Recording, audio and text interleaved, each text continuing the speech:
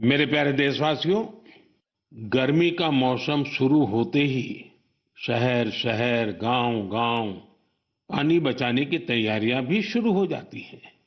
अनेक राज्यों में वाटर हार्वेस्टिंग से जुड़े कामों ने, जल संरक्षण से जुड़े कामों ने नई तेजी पकड़ी है।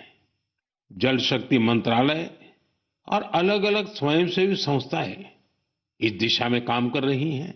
देश में हजारों कृत्रिम तालाब, check dam, borewell recharge, community soak pit का निर्माण हो रहा है।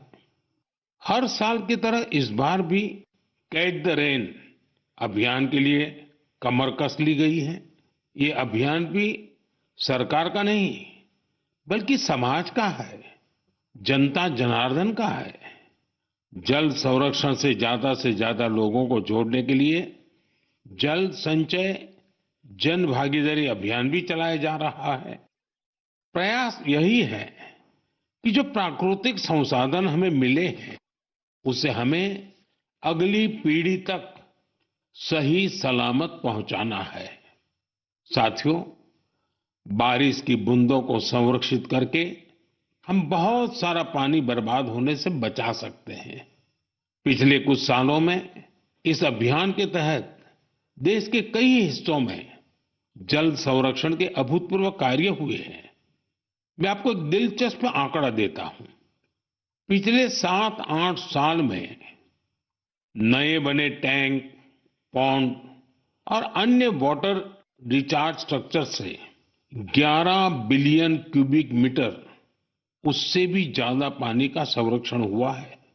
अब आप सोचेंगे कि 11 बिलियन क्यूबिक मीटर पानी कितना पानी होता है?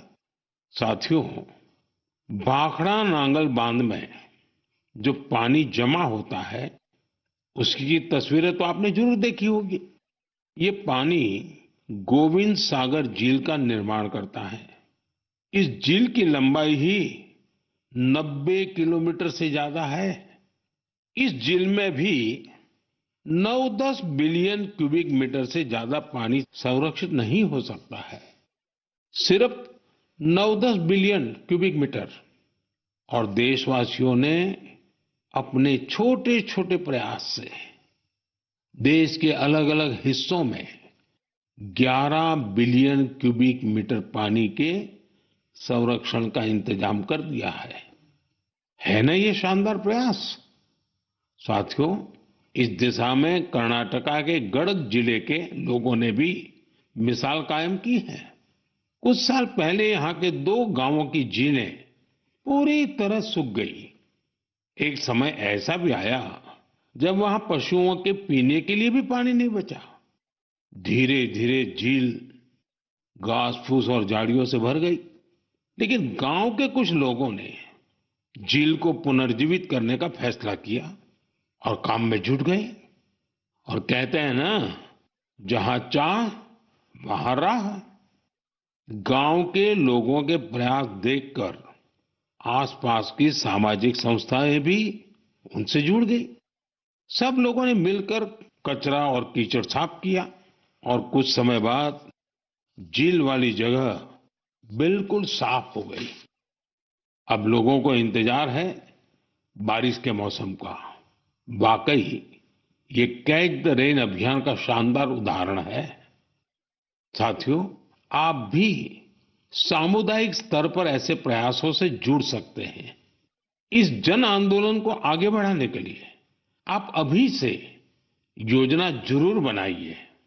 और आपको एक और बात याद रखनी है, हो सके तो गर्मियों में अपने घर के आगे मटके में ठंडा जल जरूर रखिए।